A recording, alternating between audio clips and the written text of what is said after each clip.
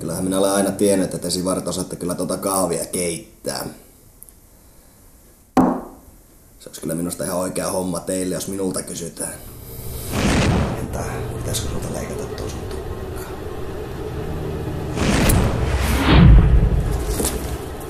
Hän ei ole yhteistyökykyinen! What is this? Meillä ei ole vastassa ihan mikään tavallinen mies, vaan romppainen.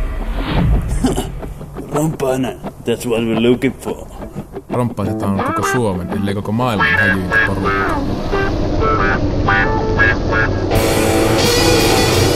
Voi helvetin veris.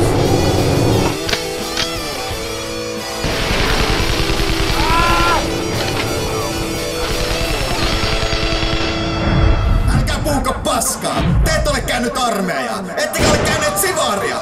Te ette ole tehneet mitään kansanne puolesta!